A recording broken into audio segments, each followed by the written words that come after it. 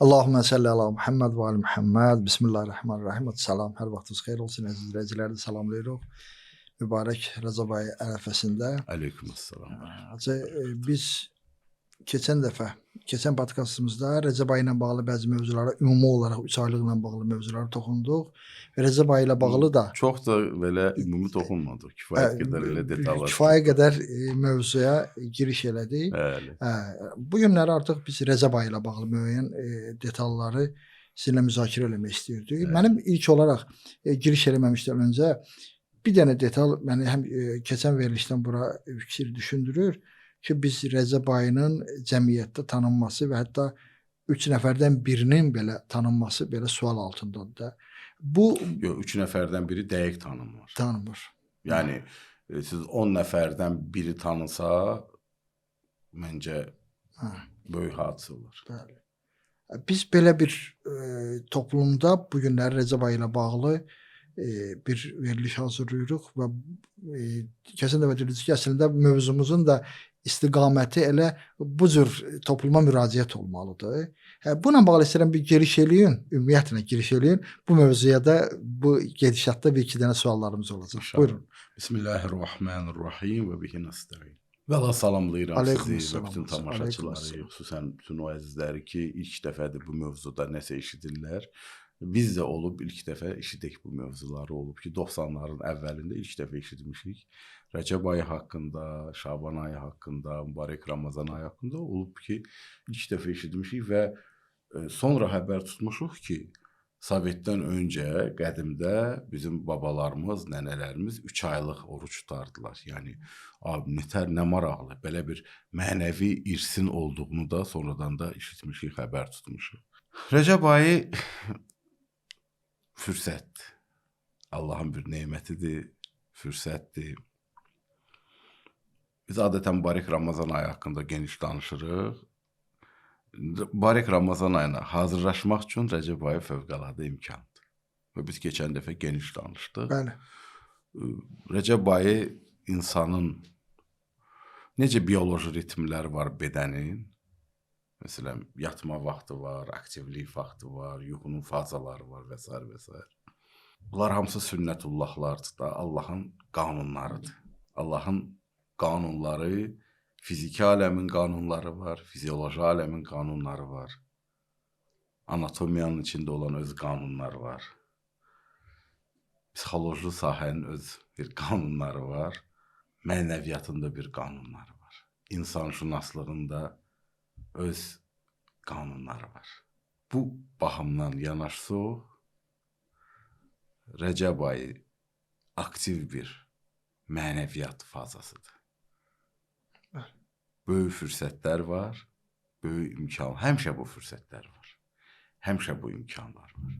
Amma Rəcəb ayında bu xüsusi böyük bir fürsət var. Fürsət var ki, dayanaq, axının ardınca getməyək, nəfsimizin, həvai nəfsimizin köləsi olmayaq.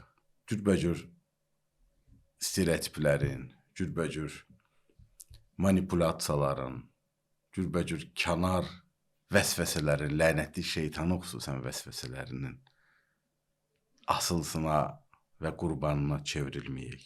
Əsilliyimizə, öz kimliyimizə, öz mahiyyətimizə, öz varlığımıza, öz həqiqi tutumumuza dönək. Bir fürsətdir. Dayanaq, düşünək, toparlanaq, başlanğıcımızı düşünək. Elə belə olmadığımızı düşünək. Həyatın nemət olduğunu düşünək, həyatın imtihan olduğunu düşünək. Və bu növrədə bir özümüzü diaqnostika edək. Halımızı, durumumuzu, vəziyyətimizi. Ondan sonra Rəcəb ayından bəhrələnməyə başlayaq. Rəcəb ayı başdan ayağa hazır bir mənəvi fürsətdir. Müalicəyə ehtiyacımız var, mənəvi. Rəcəb ayı bu gözəl fürsətdir. Təlim almağa ehtiyacımız var. Rəcəb ayının içindəki maariflər böyük bir fürsətdir. mənəvi məşqə ehtiyacı var təqvanın formalaşdırılması üçün Ramazan ayına qədər.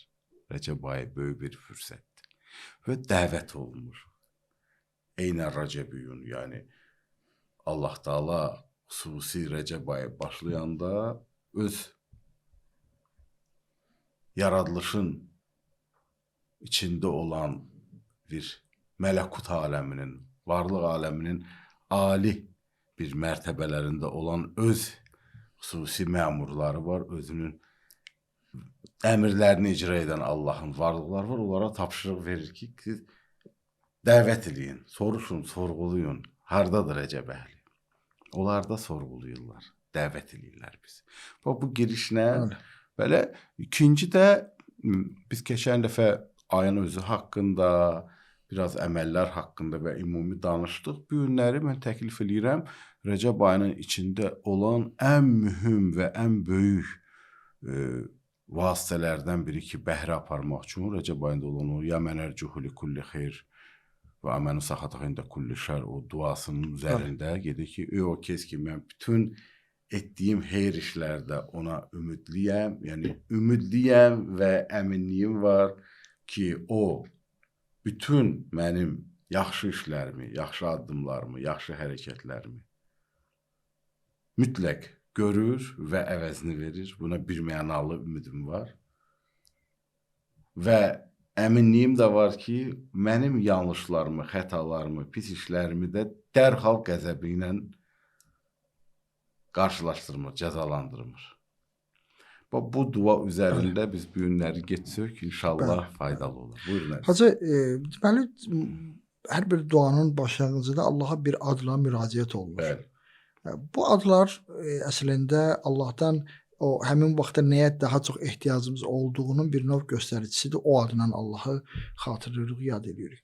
Burada maraqlı məsələ nədir? Ya mən ərcuhu li kulli. Ey o şəxs, ey o varlıq ki, bütün ümidlə ona yönəlmişəm. Yəni ümidim var ona. Yəni xüsusi olaraq bu ad vurulmayıb.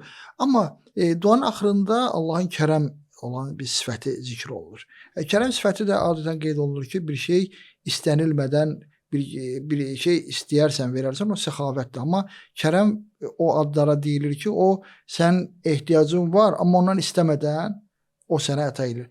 Rəcəb ayı ilə bağlı bu qədər böyük bir rəhmətin, bu boyda böyük bir üfüqün açılmasının bu Ramazan ayı öncəsi bizə hazırlıq mesajıdır bu, yoxsa bu Rəcəb ayı özlüyündə xüsusi bir tutumu var, xüsusi bir bizə bir lütfu var? Hamısıdır. Həm Rəcəb ayının özlüyündə bir dəyəri var və fürsəti var. Həm mübarək ilahi ziyafətə, ilahi qonaqlığa, Ramazan ayına dəvət və ora hazırlaşma baxımından önəmi var. Hamısı var. Əsas burada nədir? Duaya mühüm odur ki, biz duanı, mahiyyətini anlamaq və kim olaraq dua ediriyi anlamaq, nə üçün dua ediriyi anlamaq, sonra artıq necə edirik. Təəssüflər olsun, biz bir dünyada yaşayırıq ki, necələr tartışılır, müzakirə olunur. Yəni, Rəcəb ayını necə yaşayaq? Üzümsüz sayacaqsınız.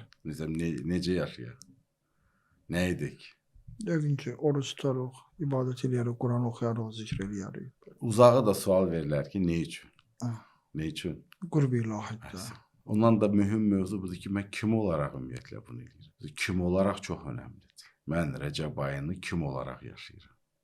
Üzr istəyirəm Hacı, bir o sözə qüvvət olaraq bir nəfər bu barədə maraqlı bir mövzu deyir. Adətən biz danışırıq, mənim saadım, mənim köynəyim, mənim evim, mənim detallarım. O mənim aid olduğu hər nə var, onunla bağlı bizim həyatımızın üstü ona qurulub. Amma biz unutmuşuq ki, o mən özü nədir? Mən o dediyiz məsələdə ki, mən kiməm ki, onlar mənə aiddirlər. Onu mən unutmuşam. Bu dediyiz məsələ Rəcəb ayəsində o mənə qayıdışdır. Bu ümumi mövzudur ki, mən kiməm? Mən ümumiyyətlə kiməm ki, istəyirəm? Kiməm ki, bunları etməliyəm? Edə bilərəm? Mən kiməm? Kimik biz? Bu dünya görüşünə qayıdır da əslində elə deyil. Bəli, biz kimik? Bəli. Dünyanın başlıca sualı budur. İnsanşünaslıq mövzusu həll olmadan nə etməlilər və nə üçünlər bəlli olmur, yarımçıq olur. Ümumiyyətlə nədənsə danışmaq istəyiriksə, biz əvvəl bir baxmalıyıq, biz kimik? Kim olaraq? Biz ümumiyyətlə bunları danışırıq. Biz kimik? İnsana cürbəcür təriflər verirlər də. Məsələn, müasir dünyada insan kimdir? İnsanı necə qiymətləndirirlər? Kimdir insan? Müasir dünyada oturuşmuş, məsələn, insana baxış nədir? Kimdir insan? Bilmirəm. Yəni, yox, məsələn də bu assosiasiyalar. Yəni adətən belə fikirləşirik ki, insan yəni inancılı baxışla yox, dünyada məsələn orta yayılmış bir baxış insanla bağlı. İnsan kimdir? İnsan bir varlıqdır ki, işləyən varlıqdır, düşünən varlıqdır. Yəni fikir versiz, işləyən varlıqdır. Düşünən varlıqdır, bu dəqiqə hətta azalıb işləyən varlıqdır. İşləməlidir ki, yaşayabilsin. Yəni bütün mövzu budur ki, bunun iş mövzusu necə həll eləyir ki, bundan maksimum o işini təmin eləyir ki, bu işləsin.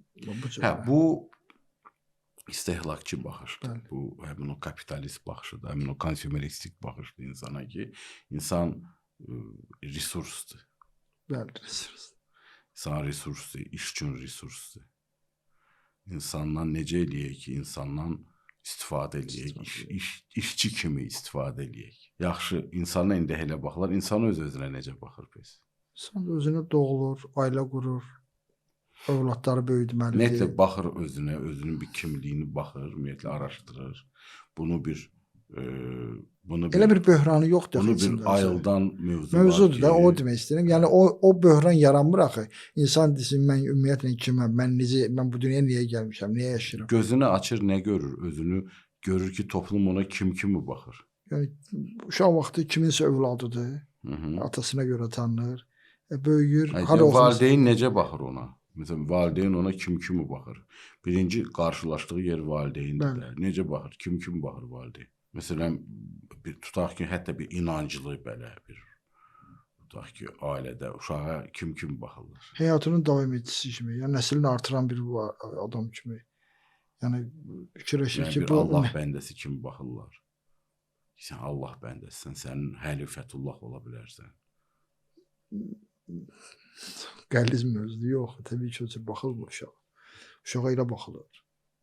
Yəni Azərbaycan toplumunda, yəni çox nadirən kimsə övladına bir xüsusi bir Allahın lütfü kimi, Allahın bir necə o baxır, amma böyüyüb bir lütfü kimi baxır. Amma lütfü kimi baxır nə üçün?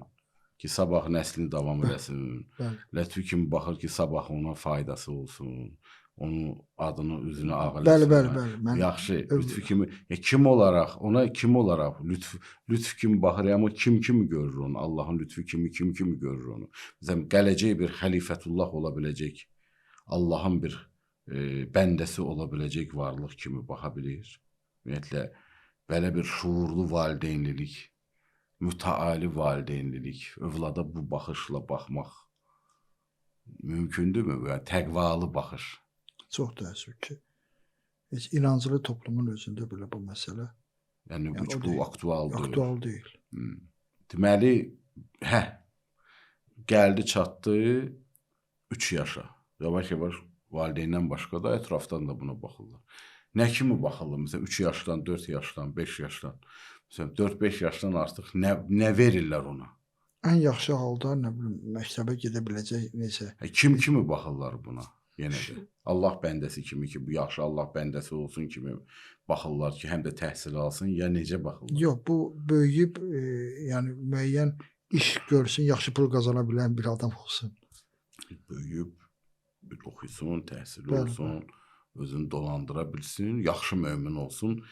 Dedikdə namazında olsun, hər valideyn, imanlı valideyn istəyir ki, namazında, dinində, imanında olsun. Pis adamlara qoşulmasın, ağıllı olsun. Amma yəni bir özünə başına çarə qıla bilən olsun. Yəni bu çox fərqi yoxdur, oğlan ya qız. Uşaq hiss edir ilk yaşlardan, hətta məktəbə qədər ki, ona baxış budur. Çox maraqlıdır, üzr istəyirəm. düz o məsələni çox adam ehtiyat edir bu məsələ ilə bağlı məsələdə bir danışmağa ki, çox qəribədir. Uşaq özü çox gözəl hiss edir ki, ata məsələn tam ki, özü namaz qılandır, ibadət əhlidir. Atanın həssasiyyətinin hansı hissəyə daha çox fokuslandığını uşaq çox gözəl hiss edir ki, bu məsələni tutalım ki, bu gün 5 ilə gələndə sevinci nədir? Bu uşaq məsələn gəlib deyəndə ki, məsələn günorta namazını vaxtında qılmışamın sevinci ilə bunu müqayisə edəndə görür ki, bunun sevinci daha artıqdır. Və o da atasına xoş gəlmək üçün həyat tərzi sürür. İlk olaraq atasına xoş gəlmək istəyir. Onda sevinci görür ki, bu tərəfdə daha artıqdır. İstiqamət götürür bu tərəfə. Sən tutalım ki, bu gün namazına, məsələn, sübh namazını qılmayan uşağa atanın qəzəbi ilə məktəbdən məsələn bir dənə danlığa gəlməyin qəzəbi arasında yerlə göy qədər fərq olur. Ya bu uşaq hiss edir. Var valideynlər ki, namaz uşağı yubatsa, səhlənkarlıq etsin. Təbii ki var. Amma yəni müqayisə olunanda uşaq özü hiss edir də. Bəli, təbii ki. Bu mövzu hətta inanclı ailədə görür bu mövzu bir mənalı deyil. Elədir. 5 yaşacan uşaq birdən yubansa, danışmasa nə olur, nə baş verir? Dəhşət uşaq. Bütün ailə gərgin. Həkimlər, Amma 5 yaşacan uşaq paxıl olsa, 5 yaşlı görür uşaq paxıldır. Həmən o narahatlıq olur. Yoxdur. Məsələ odur ki, o uşaqlığın ayağına verirlər. Düşürlər ki, paxıldır 5 yaşda, heç kimlə heç nə paylaşmır. Yox. Böyüyəndə düzələcək. 5 yaşda məsələn görürlər ki, tutaq ki, bu bir empati hissi formalaşmıyor. Başqasını düşünmə uşaqda məsələn uşaq səviyyəsində. Mənim sözümün canı budur ki, kim olaraq uşaq vaxtı biz uşağa kim olaraq bəzən deyirlər ki, əvvəl daha yaxşı idi. Niyə yaxşı idi əvvəl? Hardan alırdı kimliyi ilə bağlı mesajları? Ən azı fikirləşirəm, əvvəl ona görə yaxşı ola bilər, əgər yaxşı idisə də valideyn bu xüsusda kimlik kontekstində. Kimlik kontekstində. Yəqin kitablardan olurmuş. Əhsən. Mən bütün mövzunu başqa istiqamətə aparmışam. Sizin dua ilə bağlı. Amma duaya bir baş aidiyyəti var. Elədir. Kitablardan alırdı. Kitablardan. İndi kitab da oxumur. Kitabı oxuyurdu, başqa bir xarakterləri öyrənirdi, özü ilə müqayisə edirdi, güzgü kimi baxırdı o qəhrəmanlara, yaxşıya pis. Multfilmlər verir onu. Yox. Filmlə 1000 dənə başqa faydaları ola bilər olsun, amma bu dərinliyi çox vermir. Filmlər də demək olar o həddə vermir. Sonra gedir məktəbə. Məktəbdə necə baxırlar ona? Məsələn, yaxşı məktəbdir, tutaq ki, bu uğurlu məktəbdir. Məktəbdə kimliyinə baxırlar ki, bu uşaq yaxşı qazansın ki, məktəbin adı o siyahıya düşsün ki, IQ-su yaxşı olsun, sabahları. Olimpiyadalar olanda bu uşaq məktəbin adı çəkiləcək bu cürlə. Yəni onun bütün dəcəlliyi zad da onun üzərinə verilir. Yəni əgər bu uşaq məsələn tutam ki, hiperaktivdirsə, əgər yaxşı oxuyandısa, onun hiperaktivliyi o vaxt mane olar ki, yəni onun davranışı mane olmayınca onun davranışı demək olar heç kim maraqlandırmır. Bəli, çox qəribədir. Davranışı mane olmayan həddə qədər heç kim maraqlandırmır. Əgər buna mane olacaqsa, yəni qiymət, disiplinlər üzrə nəticələr, sabahki yaxşı işçiyə çevirmək üçün filan üçün olan hazırlanmış bir mövzunu belə. Valideyn də bir can qoyur ki, bu oxusun. Bu da oxusa elə nə yaxşı. Bu reallıqdır. İndi gələk Rəcəb ayının duasına.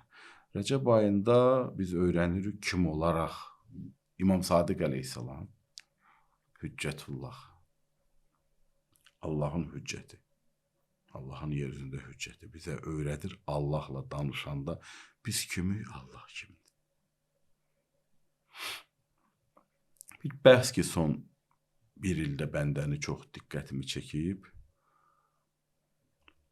Əziz Əllamə Mirbaqiri, Allah ömrünü uzun eləsin. Onun Əhl-i Beyt baxışı ilə tarix fəlsəfəsi mövzusunda bir maraqlı bəhsləri var.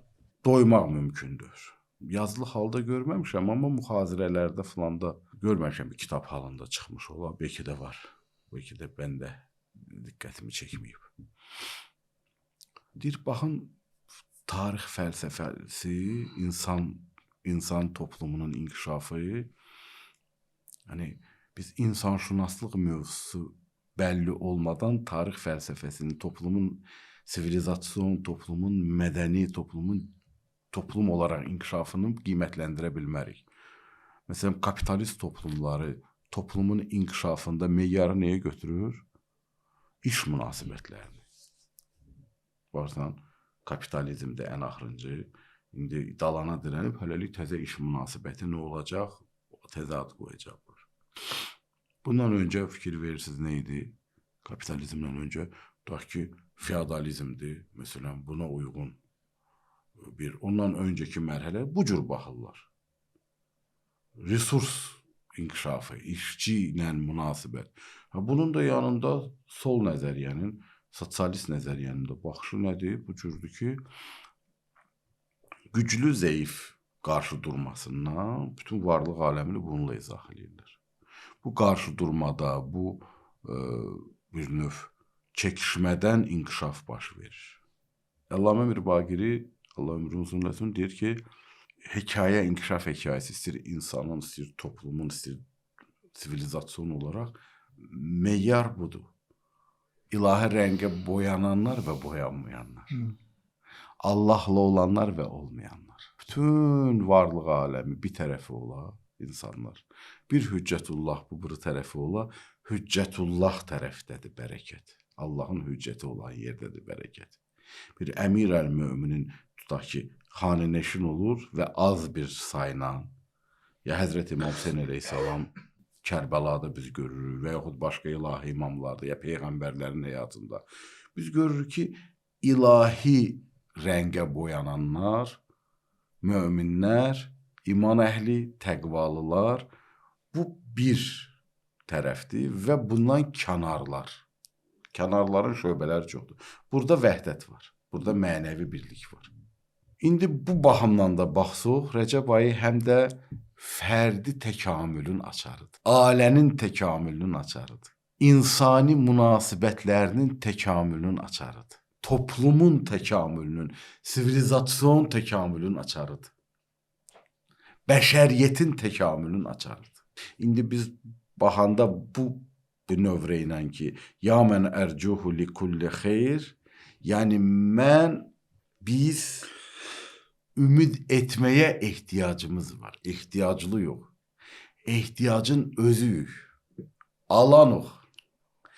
Biz yaranmışıq, Allah yaradandır. Biz mərbubuq, o Rəbdir. Biz hər an varlıqla təmin olunanıq, o hər an varlıq verəndir. Bizim ehtiyacımız var, fəqirliyin özüyük. Biz fəqirik, o qənidir. Biz mümkün əl-vücuduq, o vacib əl-vücuddur. Bu kimi keyfiyyətlərlə Rəcəb ayında insan fərqindəliyi olanda və qənidən, xaliqdən, Rəbb olandan, bütün bu ilahi sifətlərin hamısı toparlanan bir Allahdan indi danışır, münacat edir və istəyir. Bu hissə elə bir dərdləşmənin əvvəlidir. Ey o Allah ki, mən sənə ümidliyəm, ey Allah ki, mən ona ümidliyəm, bütün xeyir işlərdə. Yəni, özümüzün, kimliyimizin bəyanı var və Rəbbimizin və bu münasibətdə məsələlər var. Yəni, ona görə nə edirik? Dua edirik. Nə üçün dua edirik? Allah'a yaxın olmaq üçün, qurb ilahiyə çatmaq üçün, Allahla olmaq üçün. Kim olaraq dua edirik? Ehtiyaclı olaraq, fəqir olaraq. Fəqirin bütün şiddətini, başdan ayağa olan o dərinliyini hiss edərək. İndi gəlin biraz bunu müxtəlif yöndən baxaq. Məsələn, insanşünaslıq yönündən baxaq, antropoloji yöndən baxaq. İnsan kimdir? İnsan ehtiyaclı, fəqir, həqir, zəlil bir varlıqdır. Biz bir dənə buyuq. Amma bizim bir dənə Xaliq, Rəbb, Təvvab, Rəzzaq, Ərhəmər-Rahimin ümidlərimizi ödəyən, azın müqabilində çox verən Rəbbimiz var. Bu bir insanşünaslıq baxımından baxanda biz burada yerimizi bilirik, kimliyimizi bilirik. Biz bunu bilsək, yaşaxanalığa nəsə qalar, təkəbbürə nəsə qalar. Digərlərinə də bu cür baxacaq. Evdə təsəvvürə götür 2 dənə Rəcəbiyun, 3 dənə Rəcəbiyun, 5 dənə Rəcəbiyun, 10 dənə Rəcəbiyun, bir dənə ailədə Rəcəbiyun olaraq gəlirlər Allaha virgə əl qaldırarlar və yaxud bir dənə toplum gələ Allaha əl qaldıra Rəcəbiyun olaraq və ümidini izhar eləyə bütün xeyir işlərdə. Bu bir insanşünaslıq antropoloji. İnsan kimdir?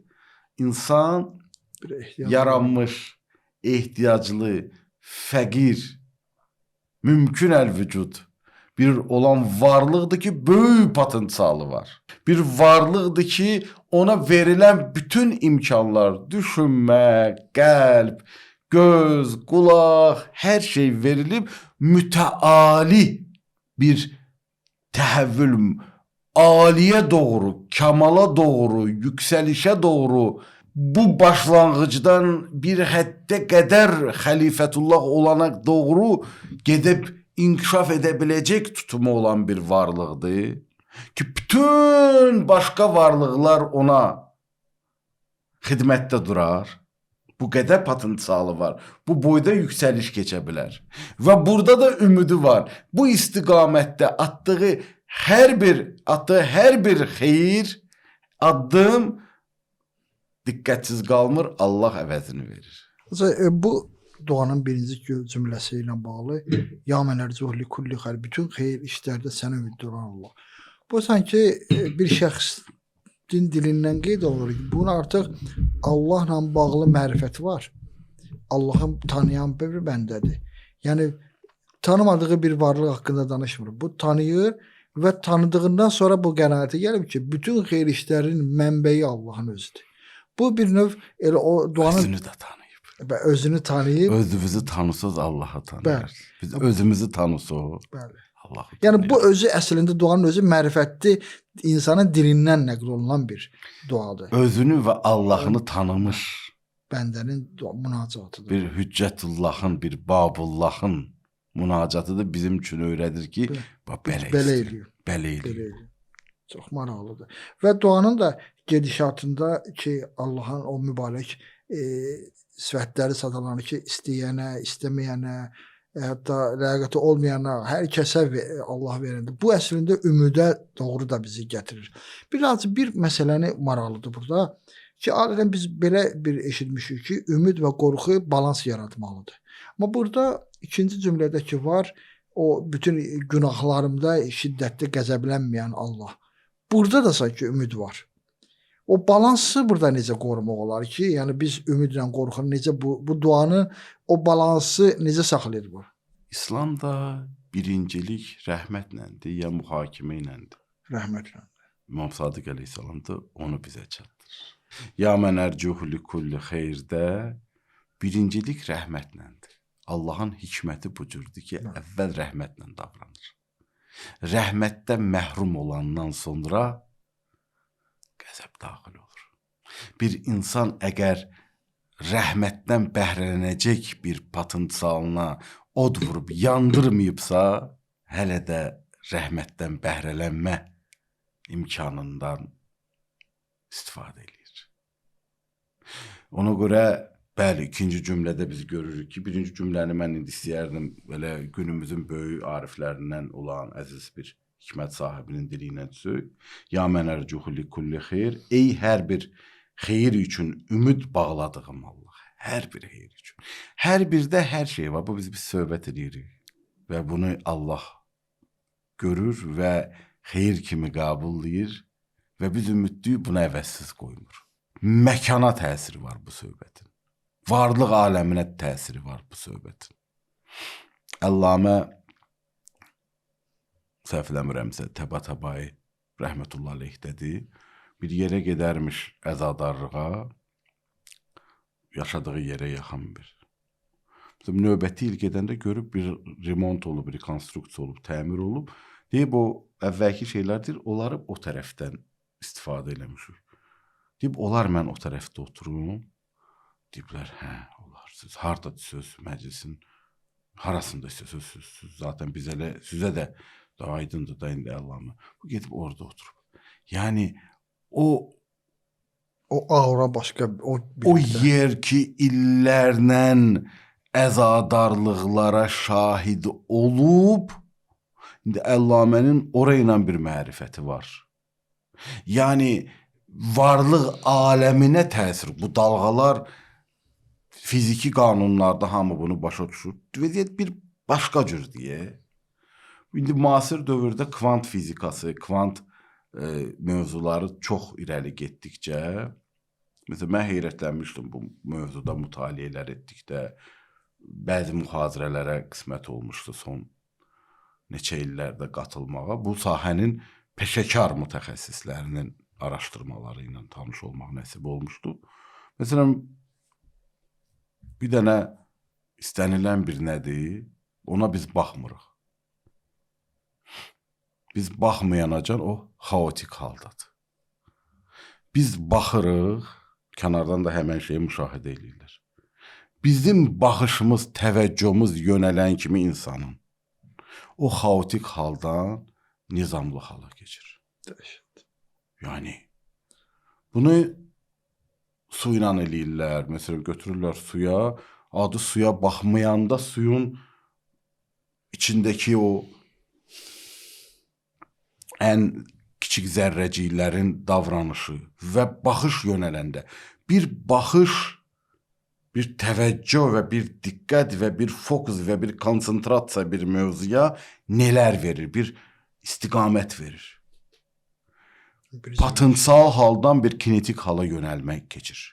Və bu müasir kvant sahəsində olan artıq sübut olunmuş bir mövzulardır. İndi məsələn, bu araşdırmalar da var da, məsələn, götürürlər suyu, Fatihə surəsini oxuyurlar, suyun bütün tərkibindəki o proseslər dəyişir. Mən bu dəqiqə mövzumuz deyil. Mən istəyirəm deyəm ki, biz ki deyirik, ya mənə ərcuhu li kulli xeyr və amənu saxataq ində kulli şər, bu bizim fiziki halımıza da təsir qoyur. Bu bizim mənəvi qəlbimizə də, ruhumuza da təsir qoyur. Bütün hər şeyi, bütün varlıq aləminə bu gedir. Həm söhbətimiz belə oradan bəhrəsini götürür. Bu bütün hər şeyə təsirini qoyur. Xeyir də təsir qoyur, mənfi də təsir qoyur. Və bu bir dənə sünnətullahdır. Buradan öyrənirik ki, xeyrin, mərhəmətin dərhal əvəzini verir. Amma qəflətdən irəli gələn, bilərəkdən olmayan, xüsusi belə acıqla olmayan insan var ki, elə əcəb bilirəm, pis iş görür, dirələcə bilir, o cür olmayan insandır da büdürədir. Ya ayıldı tövbəsini elədi. Ya, o dərhal qəzəbinə aid. Vay o haldan ki, qəzəb gəlib çata da gec olar. Ona görə bu çox önəmlidir. Hər bir xeyir üçün ümid bağladığım Allah. Yəni, həmən o şərhdə gəlir, o əziz hikmət sahibinin şərhində gəlir. Yəni, insandan hər hansı bir xeyirli əməl baş verdikdə, o Allah savab və mükafat gözləyir. İnsan gördüyü hər bir yaxşı işdə ümid edir ki, uca Allah ona əvəz verəcək. Ardınca dua belə davam edir, qeyd edir o əziz. Və amənu saxataq ində kulli şər. Yəni, insandan hər hansı bir pis iş baş verdikdə, o özünü Allahın qəzəbindən arxayın hesab edir. Yəni, o mənada arxayın ki, birdən qəflət eləsəm, birdən diqqətsizlik eləsəm, birdən yanlış eləsəm, fərqində olmasam, bir xətam olsa, yanlışım olsa, dərhal qəzəblənməyəcək. Bir limit qoyub orada. İsrara çevrilməyincə, əcəblədiyimə çevrilməyincə, səhlənkarlığın davamlı halına çevrilməyincə, qəzəb tam dərhal aktivləşmir. Mərhəmət üzərindədir varlıq aləminin ilkin o sünnətullahı İmam Sadiq əleyhissalam bizə öyrədir, bunun üzərindədir. Əgər insan özünü Allahın qəzəbindən arxayın bilməsəydi, bu cür davranmazdı. İnsan ki qəflət eləyir arada, filan eləyir, filan eləyir. Çün Allahın dərhal qəzəbinin işə düşməməsinə bir arxayınlığı var. Metaforik obrazıdır, bir uşaqdır. Əmindir ki, bir yaxşı işləyən kimi dərhal onun mükafatı olacaq və bilir ki, hətta valideynin də Allahın mərhəməti müqayisə olunmayan dərəcədə ali dərəcədədir. Hətta valideyn dərhal xüsusən də görür ki, qəflət elədi, yanlışlıq elədi, filan elədi, demir əcəb eləmişəm, dərhal cəzalandırmır. Dua bizə bu əhvala getirib çıxardır. Ümidi şiddətli halda artırır. Bu Allaha bəndə olmaq istəyəndən gedir söhbətdə. Biri günah eləyir və bu günahında da elə nə istir getsin eləsin. Ona aiddir. Söhbət o kəsdəndir ki, bu rəcəbiyun olub. Rəcəbiyun olanda ümidi maksimuma qaldırılır. Sən üzə biləcəksən. Sən rəcəb hovuzuna daxil olmusan. Üzə bilmirsən, əmin ol ki, üzə biləcəksən. Sən əmin ol ki, bacaracaqsan. Çün bu hovuzun içində ilahi qanunlar işləyir. Hər səyyün qiymətləndiriləcək. Hər addımın qiymətləndiriləcək. Səhlənkarlığın da olanda, amma epizodik olsa, dərhal çıxarılmayacaqsan. Rəcəb hovuzundasan sən. Ki, süddən daha ağdır, baldan daha şirindir. Qeybət edər, ardında o şərtdə gəlir. Yalan danışar, uğursuz bir söz deyər, lakin daxilən özünü təhlükəsiz hiss edir. Fərqində olmadan bunları eləyəndə, amma içində bir təhlükəsiz hiss etmə var ki, və amən o saxatayın da kulli şər ki, dərhal nə inir? Bu dəqiqə qəzəb tətbiq olunmur. Yəni, onun qəzəbindən özümü arxayın hiss edirəm. Yəni, bu önəmlidir. Hər bir yanlış işdə. Məsələ budur ki, biz hər bir xeyirli əməl edərkən ümid edirik. Allah qəbul edəcək, savab verəcək və onu nəzərə alacaq. Namaz qılırıq, oruç tuturuq, sədəqə veririk. Bütün bunlarda ilahi lütf gözləyirik. Amma yanlışlarımız da olanda həmin o Arifin qeydi ilə deyirik, bizim bir dənə arxayınlığımız var ki, dərhal qəzəb işə düşməyəcək və bu çox mühüm məsələdir. Deyir, bu hal göstərir ki, çox vaxt bizim Allahla münasibətimiz belədir. Əslində Allah bizə bu cürünə öyrəşdirib, yəni bu cürünə. İmam Sadiq əleyhissalam deyir ki, Rəcəb ayında sən Rəcəbiyün daxil olmusan, səndə hər şey birdən-birə alınmayacaq.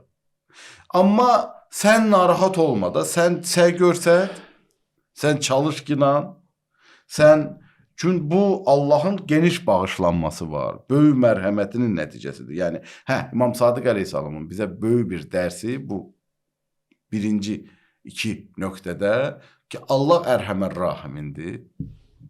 Rəhmət fövqəladədir. Və birincilik və prioritet və dominantlıq rəhmətlədir. Rəhmət üstünlüyü ilə baş verir hər şey. Və bu fövqəladə. İndi gör, buradan biz insanşünaslıq yönlüdür, fəlsəfi, irfani baxımdan çox. Biz fəqirik, o qənidir. Biz mümkün əl-vücuduq, o vacib əl-vücuddur. Bizim rəhmətə ehtiyacımız var, o ərhəmər rahimindir. Biz tövbə eləyənik, o tövbələri qəbulləyəndir. Və bu əhvalla nelərsə baş verə bilər. Ki, bu cümləni də deyək, biraz sona doğru gedək. İnşallah duanın ardında fürsət olar, geniş danışacaq elə. Ya mən yutil kasirə bil qalil. Yəni, ey az bir əmələ qarşılığı çox verən Allah. Azın müqabilində çox verir. Belə bir Allah var. Əvvəlki məzmunu davam elətdirir. Yəni, Allah kiçik bir əmələ böyük mükafat verir. Az sədəqə veririk. Biraz səy görsədirik. Biraz ibadət edirik, biraz oruç tuturuq. Amma Allahın verdiyinə müqayisə olunandır. Allah bizə cənnət verir. Cənnəti ölçmək mümkündür. Razılığını verir. Allahın razılığını və cənnətini ölçmək mümkündür. Axirət nemətləri verir. Bunu ölçmək mümkündür. Azın müqabilində çox verir. Və biz bunların əgər fərqində olsaq, bu əhvalla daxil olsaq, öz kəm-kəsirimizə diqqət eləməliyik, öz büdrəmələrimizə diqqət eləməliyik. Allahın böyüklüyünə, mərhəmətinə və ən ali səviyyədə verməyliyinə ümidli olsaq, yolu davam edərik. Acaba o diqqət olunması məsələdir ki, ya mən yoxdur kəsirə bil qalildə. Zaten nə versiy aslında. Əgər məsələn tutalım ki, canımızı belə versiy, zaten onundur, ona ver. Yəni nə verə bilərik ki, deyək ki, bu çoxdur, bunu. Yəni hər nə var aslında olsa, əlimiz olsa boşdur, verdiyimiz də azdır. Və o da bizə verəndə o müqayisə olunmayan, çünki o bizim üçün fərqi var. Bəli, əlbəttə. Bizim gündə 24 saatımız var. Bəli. O 24 saatimizin neyini hərcləyəndə bizə ona görə çox görsənir. Evet. Allah üçün nə versə heç nə. Bəli. Heç bir itkisi yox. Ona görə valideynlə də Rəbbin fərqi bundadır. Valideyn nə edə bilər? Deyə bilər, mən sənin ömrümü sərf elədim. Amma bununla belə Allah valideynin üzərindən bizim varlığımızı ki, meydana gəlmə və s. Buna görə Allah deyir ki, səni Allaha qarşı üsyan elətdirməyənəcən neynə? Ona asi olma. Ona asi olma da, yəni itayətini ilə filan və. Hətta köməkçi Rəbdir. Bu qədər dəyəri var. Bəli. Köməkçi Rəbdir. Köməkçi, yəni yaradılışda kömək eləyib, iştirak eləyib. Vacibəl vücuddur. Amma bu qədər önəmi var. Müəllimlə bağlıdır o cür. Müəllimlə də bağlı o cür. Və çox maraqlıdır buradakı, çox ciddi bir məsələdir. Valideyn ki, deyir ki, övlada ki, mən axı sənə bu qədər can qoydum. Bu düz deyir də, o olan 24 saatını günündən sənə hərcləyib. Evet. Sonsuz yoxu da. Evet, azından nə azından sənə, o az malik olduğundan sənə verir. Bəli.